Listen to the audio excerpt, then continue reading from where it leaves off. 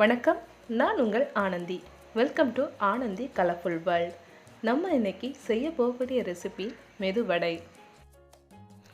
மெதுவடை செய்கிறதுக்கு மாவை ரெடி பண்ணோங்க. மாவை ரெடி பண்ணுறதுக்கு மிக்ஸி அல்லது கிரைண்டர் யூஸ் பண்ணி செய்யலாங்க. நம்ம இன்னைக்கு கிரைண்டரில் எப்படி மாவு அரைக்கலான்னு பார்க்கலாங்க. மெதுவடை செய்கிறதுக்கு உளுந்த ஒரு 4 மணி நேரம் நல்லா ஊற வச்சு எடுத்துக்கோங்க. உளுந்து 1/2 கப் எடுத்துக்கோங்க. உளுந்து நல்லா ஊறிடுச்சுங்க. இப்போ அரைக்க ஆரம்பிச்சிடலாம். கிரைண்டரில் உளுந்து சேர்க்கறதுக்கு முன்னாடி தண்ணி எதுவும் சேர்க்க வேண்டாங்க. 5 நிமிஷம் நல்லா அரையட்டுங்க. நல்ல கெட்டித்தன்மைக்கு மாறிடுச்சுங்க. இப்போ கொஞ்சம் தண்ணி சேர்த்துக்கலாங்க. 1/4 கப் அளவுக்கு தண்ணி சேர்த்துருக்குறாங்க.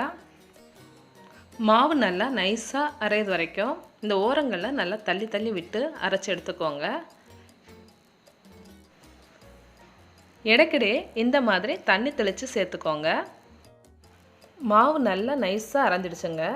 நீங்கள் மாவை எடுத்துட்டிங்கன்னா நல்லா உருட்டை வருங்க.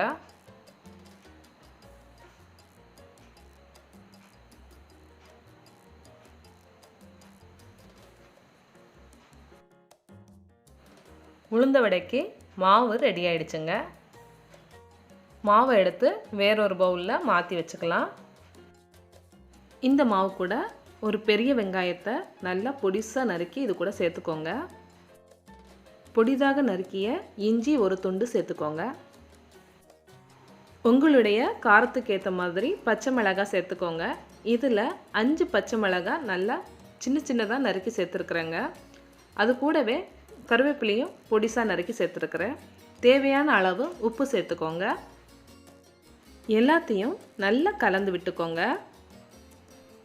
உளுந்த வடைக்கு மாவை உருட்டுறதுக்கு முன்னாடி கையை தண்ணியில் நனைச்சி எடுத்துக்கோங்க.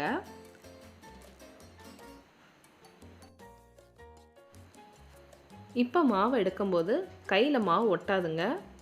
நல்லா ஒரு உருட்டிட்டு பெருவிரலால் நடுவில் ஒரு ஓட்டை போடுங்க. இனி அப்படியே நீங்கள் திருப்பி போட்டிங்கன்னா உளுந்த வடை ரெடி ஆயிருங்க. இதே மாதிரி எண்ணெயில் போட்டு எடுத்துடலாங்க. 1/2 லிட்டர் ரிஃபைண்ட் ஆயில் எடுத்துக்கோங்க. எண்ணெய் நல்லா சூடாயிடுச்சுங்க. இப்போ ஒவ்வொரு வடையாக நம்ம போட்டு எடுத்துடலாம்.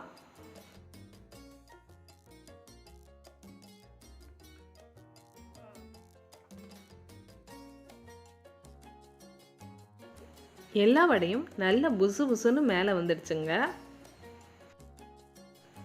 நல்ல கோல்டன் ப்ரௌன் வந்ததுக்கப்புறமா இந்த மாதிரி திருப்பி விட்டுக்கோங்க.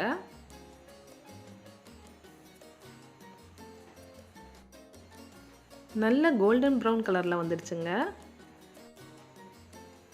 இப்போ எடுத்துடலாம்.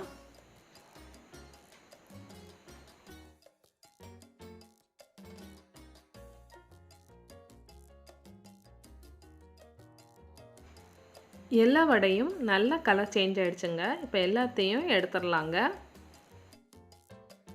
உளுந்த வடை சூப்பராக ரெடி ஆகிடுச்சுங்க. நீங்களும் உங்கள் வீட்டில் ட்ரை பண்ணி பாருங்கள்.